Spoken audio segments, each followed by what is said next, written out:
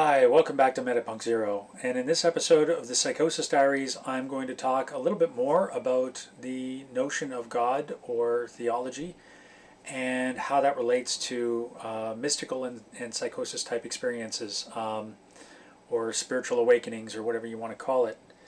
Um, I wanted to elaborate a little bit on my last video and this idea of the divine mystery, or you might call it, and you might call it God, particularly if you're Christian or Muslim or Jewish, um, or you might call it Allah, or you might call it Tao, you might call it Source, you might call it the universe, you might call it whatever. You could call it anything. You could call it Bob, you know.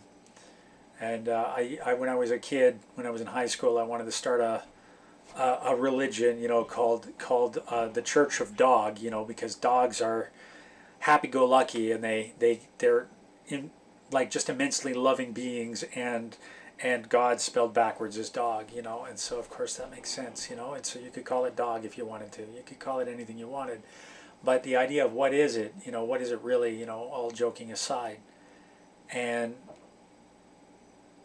my sense is that when you're in psychosis, everything sort of falls apart. Everything's fluid. Everything is mixed together, internally and externally, above and below, all those things.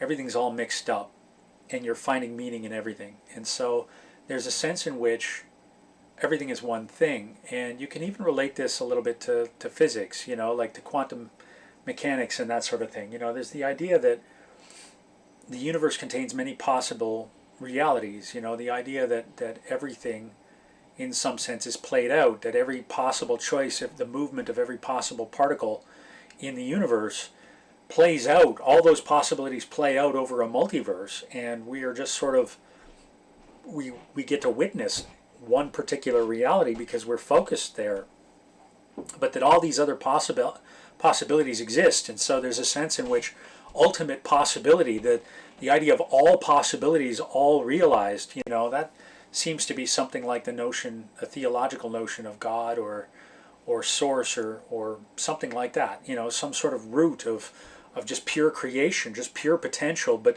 that is fully realized. It's both the tree and the acorn.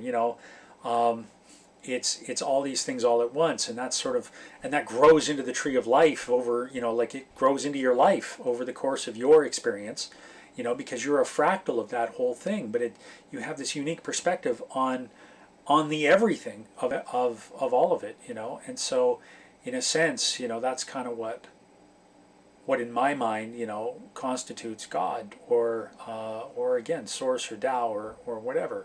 It's the nothingness from which it all springs, but it's also the everything that culminates as a result of that, and all possibilities.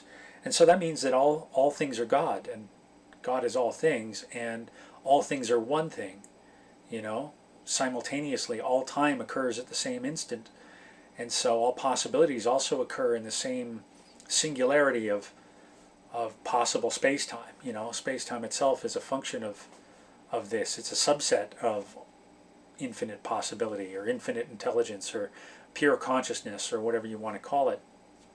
And it's constantly processing, though. It's constantly in process. It's always unfolding, and you have to sort of, on some level, all you can do to really understand it is to be a part of it. You can only flow with it and be embodied in it.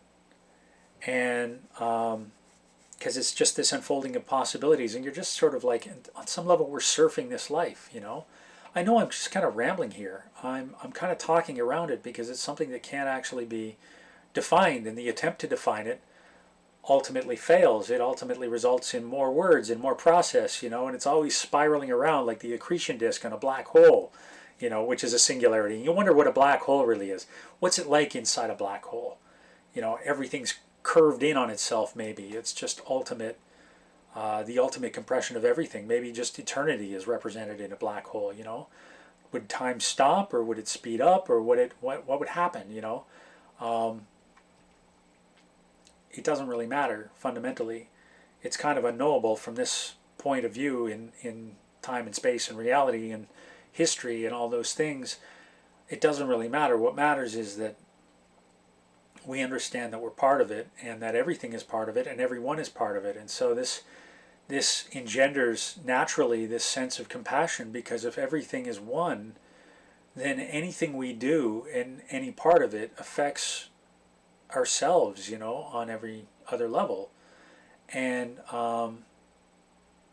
if it means that we are God on some level. We're a piece of this. We're a spark of this. And so if we are God, anything we do to other people, anything harmful that we do in our own lives to ourselves, any negative judgment we have of ourselves or another person, they're mirrored, and it's like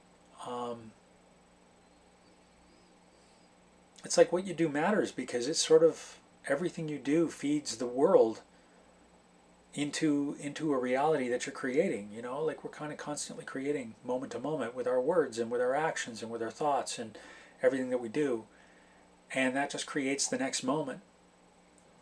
But it's always in process, and we're always flowing with it, and it's all one thing. And so love is all that's real. Compassion is all that's real. Everything else is sort of a distortion or an illusion. Everything else takes us away from that real connection to what really matters.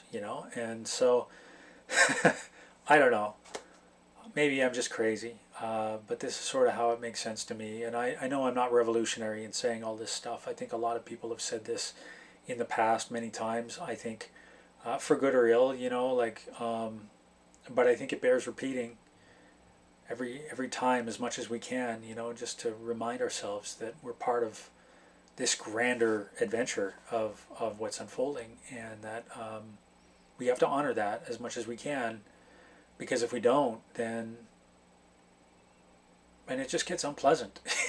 It's like then you're just pissing in the pool. Like so why do that?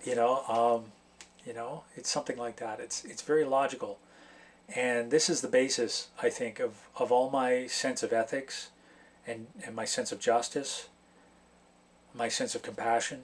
This is where it all comes from. Is this idea that it's all one. And I mean, the exciting part too is that all the ideas are out there, all the possibilities are out there, and that anything that you can imagine that is wonderful and that would be fun to play with, is in some sense real somewhere, somehow, somewhen, and that we can go there, maybe, and maybe that doesn't make a lot of sense in our day-to-day reality. Maybe it doesn't really stand up to the challenges that life can throw at us,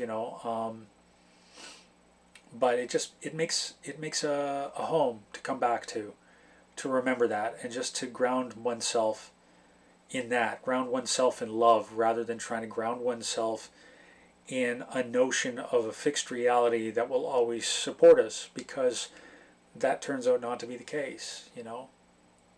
And you just have to remember that you're on a ride, and that if it's pretty dark where you are, pretty soon it's going to change. It will change, and that change will bring new things. And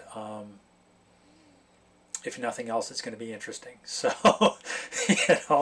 so go with that. And I don't know. I'm trying to cultivate that as much as I experience that, because it's very much a choice to believe this. So I know this was a ramble. It may not have made a lot of sense to a lot of people, and I'm going to try to be okay with that, because this is part of the unfolding. This is just what wanted to come out. So I'm letting it out, and hopefully everybody, or somebody got something else out of this, or something out of this. So thank you for joining me. Take care.